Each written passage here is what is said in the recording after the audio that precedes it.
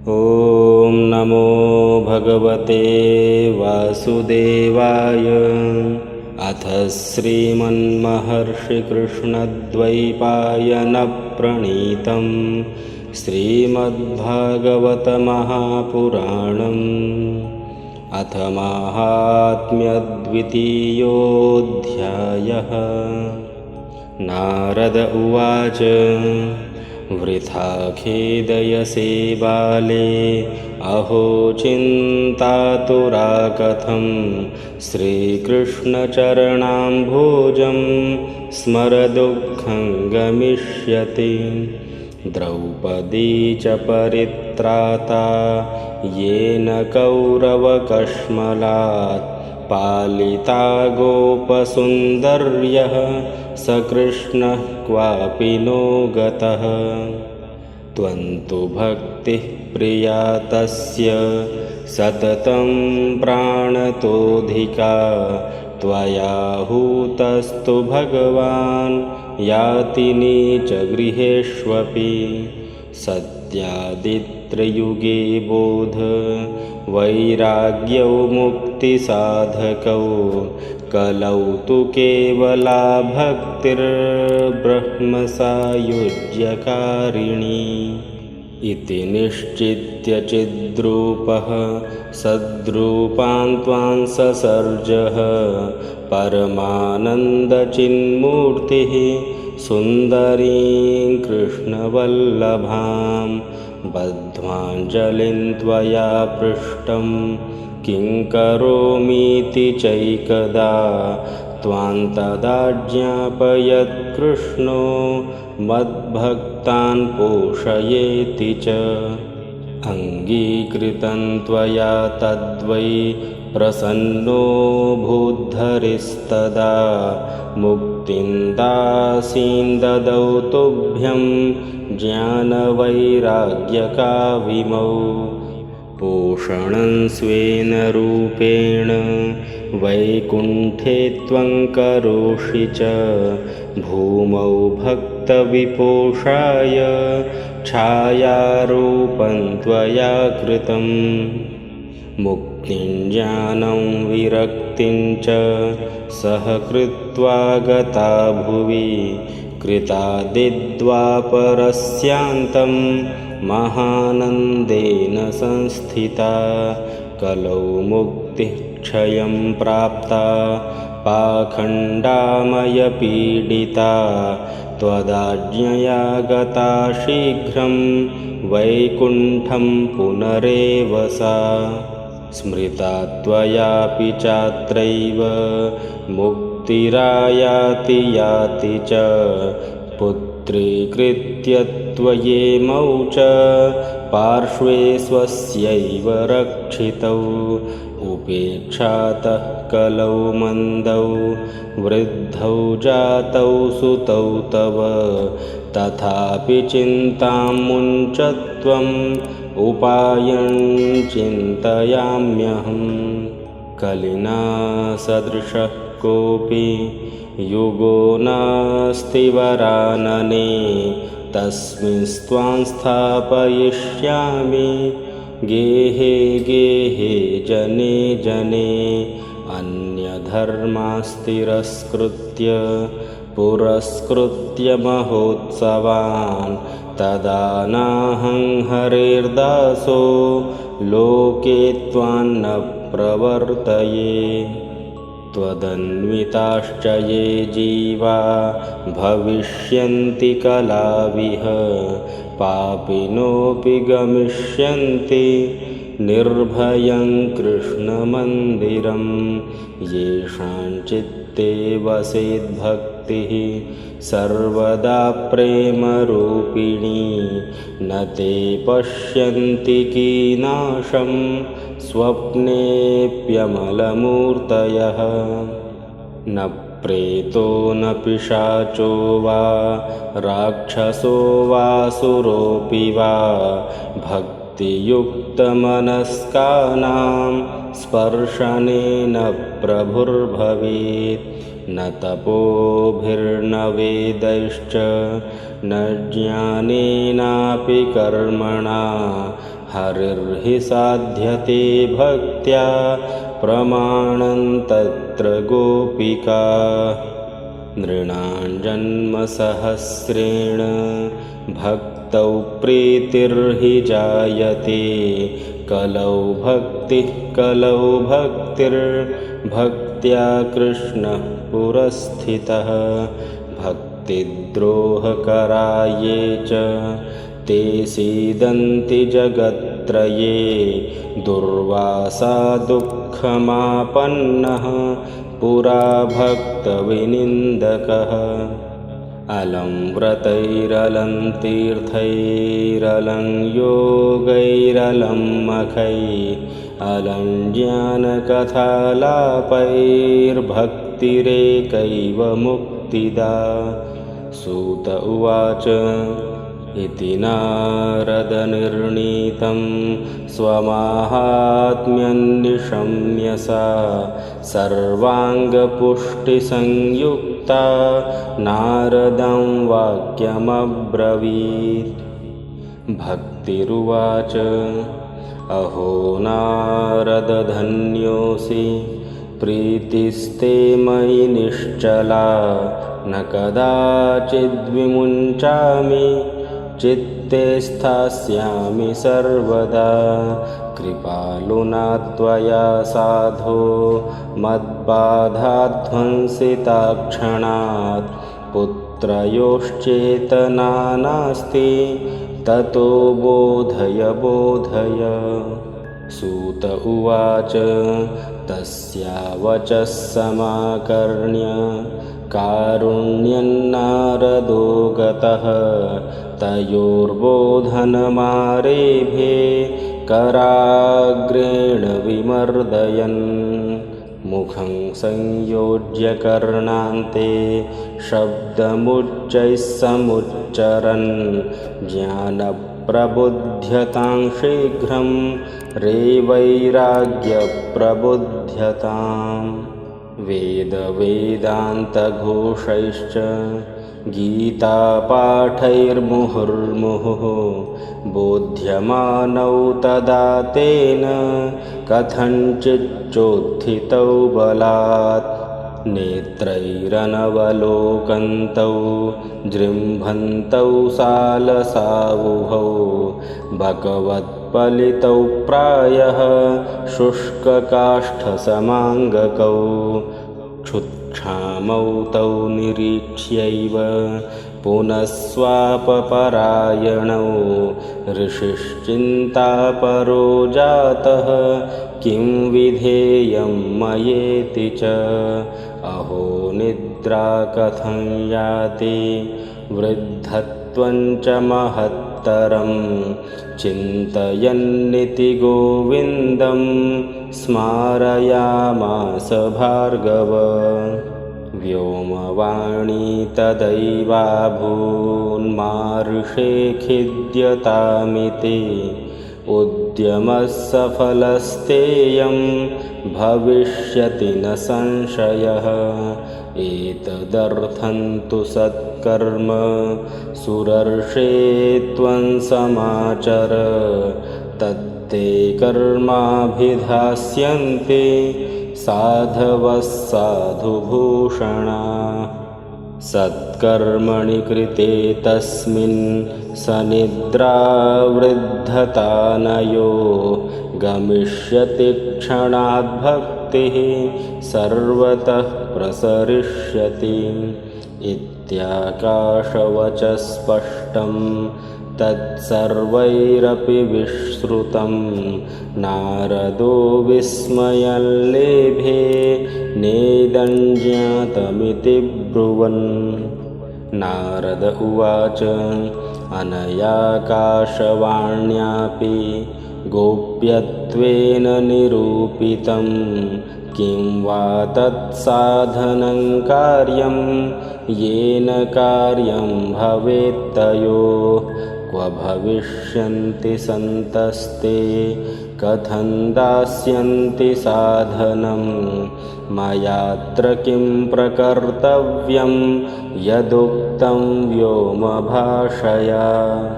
सूत उवाच तत्र द्वावपि संस्थाप्य निर्गतो नारदो मुनिः तीर्थं विनिष्क्रम्य पृच्छन्मार्गे मुनीश्वरान् वृत्तान्तः श्रूयते सर्वैः किञ्चिन्निश्चित्य नोच्यते असाध्यं केचन प्रोचुर्दुर्ज्ञेयमिति चापरे मूकीभूतास्तथान्ये तु कियन्तस्तु पलायिता हाहाकारो महानासीत् त्रैलोक्ये विस्मयावहः वेदान्तघोषैश्च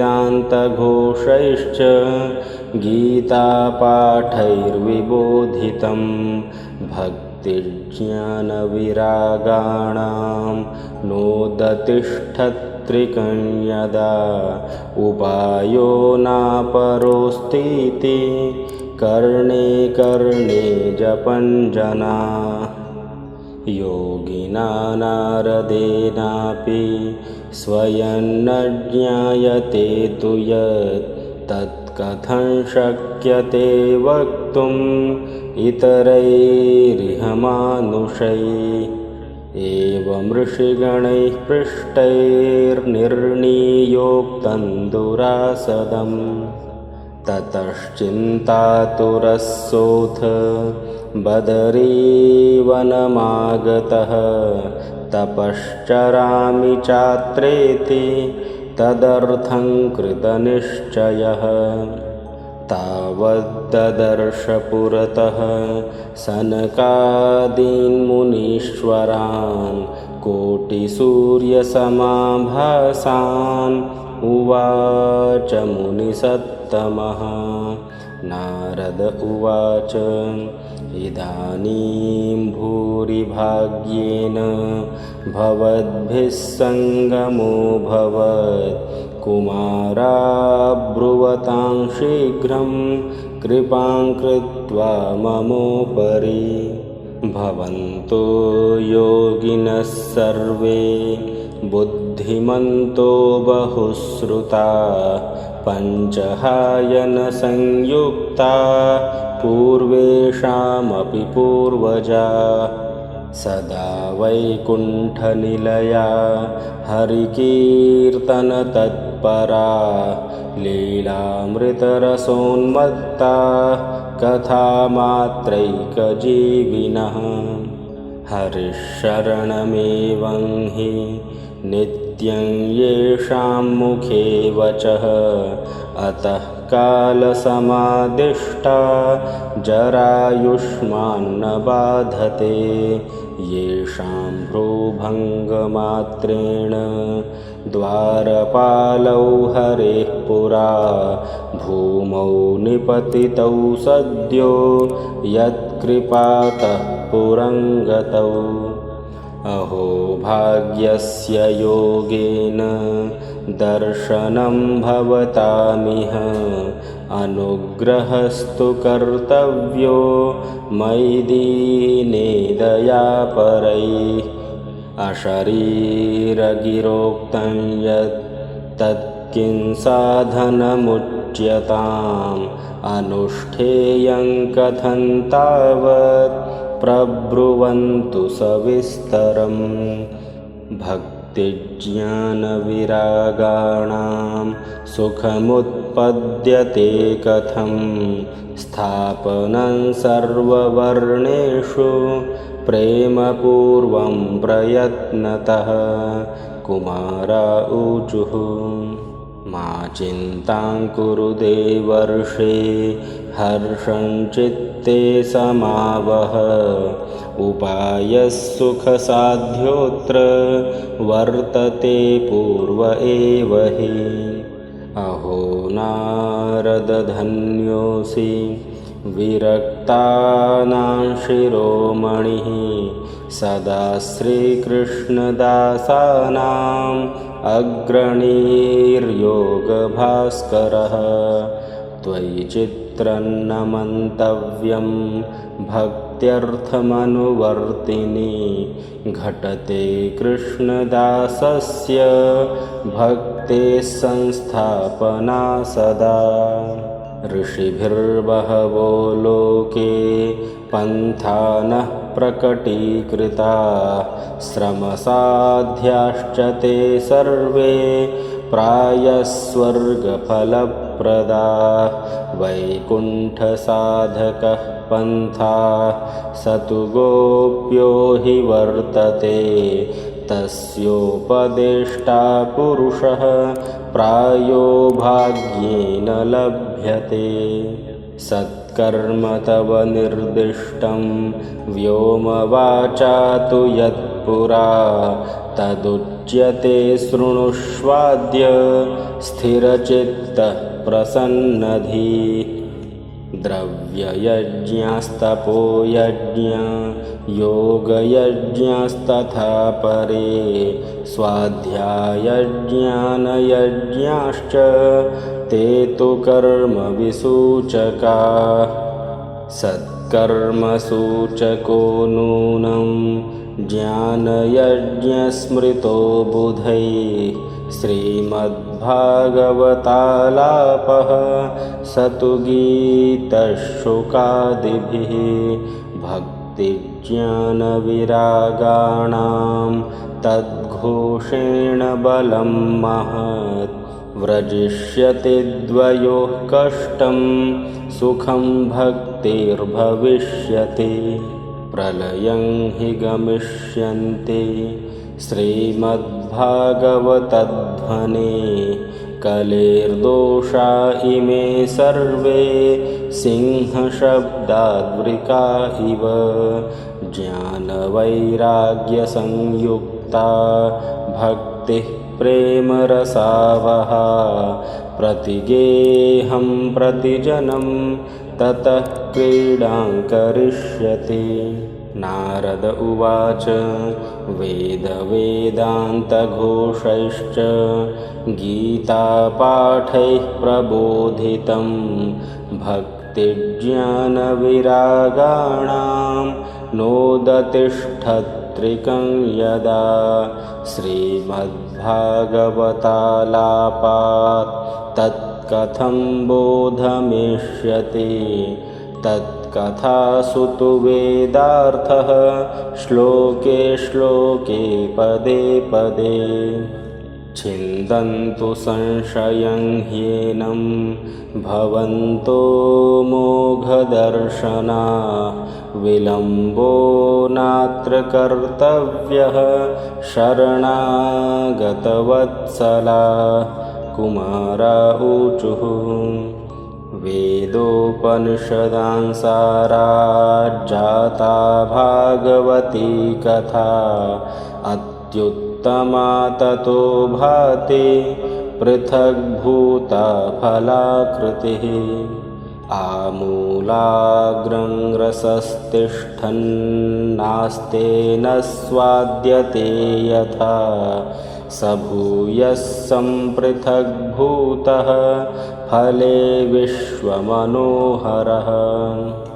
यथा दुग्धे स्थितं सर्पिर्न स्वादायोपकल्पते पृथग्भूतं हि तद्गव्यं देवानां रसवर्धनम्। इक्षूणामपि मध्यान्तं शर्करा व्याप्य तिष्ठति पृथग्भूता च सा मिष्टा तथा भागवती कथा। इदं भागवतं नाम पुराणं ब्रह्मसंहितं भक्तिज्ञानविरागाणां स्थापनाय प्रकाशितम्। वेदान्तवेदसुस्नाते गीताया अपि कर्तरि परितापवति व्यासे मुह्यत्यज्ञानसागरे। तदा त्वया पुरा प्रोक्तं चतुश्लोकसमन्वितं तदीयश्रवणात् सद्यो निर्बाधो बादरायणः तत्र ते विस्मयः केन यतः प्रश्नकरो भवान् श्रीमद्भागवतं श्राव्यं शोकदुःखविनाशनं। नारद उवाच यद्दर्शनं च विनिहन्त्यशुभानि सद्यः श्रेयस्तनोति भवदुःखदवार्दितानां निःशेषशेषमुखगीतकथैकपाना प्रेमप्रकाशकृतये शरणं गतोऽस्मि। भाग्योदयेन बहुजन्मसमर्जितेन सत्सङ्गमं च लभते पुरुषो यदा वै अज्ञानहेतुकृतमोहमदान्धकार नाशं विधाय हि तदोदयते विवेकः। ॐ इति श्रीपद्मपुराणे उत्तरखण्डे श्रीमद्भागवतमाहात्म्ये कुमारनारदसंवादो नाम द्वितीयोऽध्यायः। श्रीकृष्णार्पणमस्तु।